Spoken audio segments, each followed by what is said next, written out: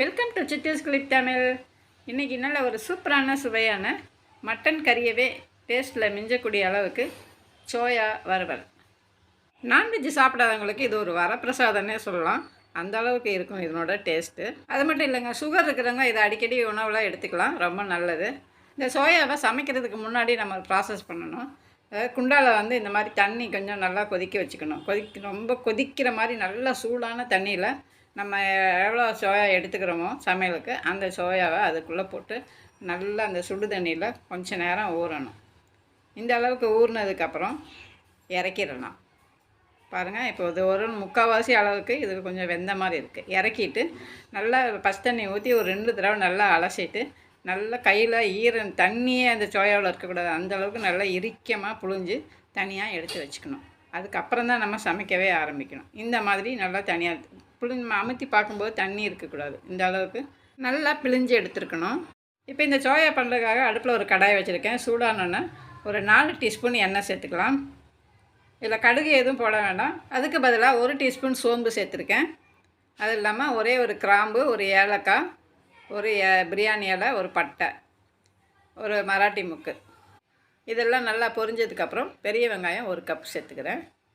வெங்காயம் நல்லா வதங்கணும், கருகாமல் நல்லா முறுமுறுன்னு ஆகிற அளவுக்கு வதங்கணும். இந்த அளவுக்கு. இதில் 2 பச்சை மிளகாய் சேர்த்துக்கிறேன்.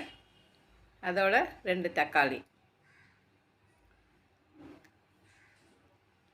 கருவேப்பிலை ஒரு 10 இலை கருவேப்பிலை போடுறேன். இஞ்சி பூண்டு விழுது ஒரு டீஸ்பூன் போடுறேன் ஃபுல்லாக. இன்னும் கூட நம்ம தேவைப்பட்ட ஒரு 1/2 டீஸ்பூன் சேர்த்துக்கலாம். இது எல்லாத்தையும் நல்லா எண்ணெயிலே வதக்கணும். அடி பிடிக்காமல் இருக்கிறதுக்கு நான் கொஞ்சமாக தண்ணி சேர்த்துக்கிறேன்.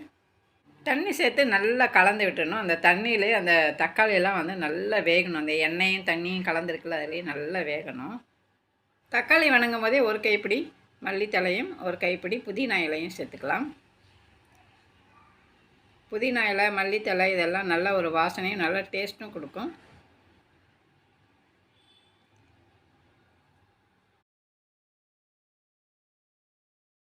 இப்போ மசாலாக்கள் சேர்த்துக்கலாம். மிளகாய்த்தூள் 1 டீஸ்பூன், நம்ம காரத்துக்கு ஏற்ற மாதிரி அதை கூட குறைய சேர்த்துக்கோங்க.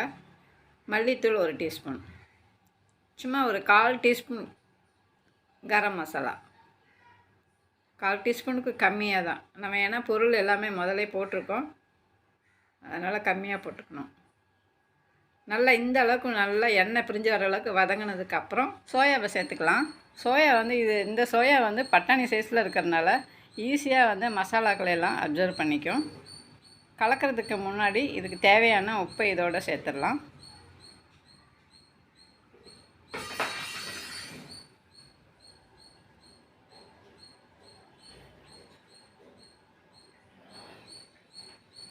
உப்பு சேர்த்து நல்லா கலந்து விட்டுறணும்.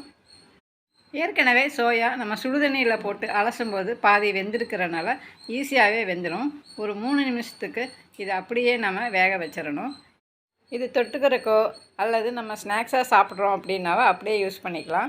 கொஞ்சம் ஜூஸியாக வேணும், சப்பாத்திக்கெலாம் தொட்டு சாப்பிட்ணும் அப்படின்னா கொஞ்சமாக ஒரு 1/2 டம்ளர் தண்ணி ஊற்றி நல்லா கலந்து விட்டு கொஞ்சம் நேரம் அப்படியே மூடி வச்சு எடுத்து மேலே கொத்தமல்லி தலையெல்லாம் தூவி இறக்கி பரிமாறலாம்.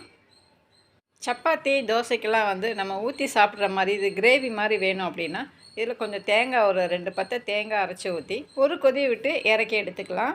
ஒரு மட்டன் சுவையை மிஞ்சும் சோயா வறுவல் ரெடி ஆயிடுச்சு. இந்த சோயா வறுவல் சாதத்துக்கு தொட்டுக்கலாம், ஸ்நாக்ஸாகவும் நம்ம எடுத்துக்கலாம்.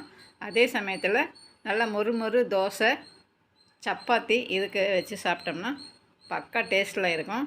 கண்டிப்பாக நீங்களும் வீட்டில் இதை ட்ரை பண்ணி பாருங்கள். தேங்க்ஸ் ஃபார் வாட்சிங்.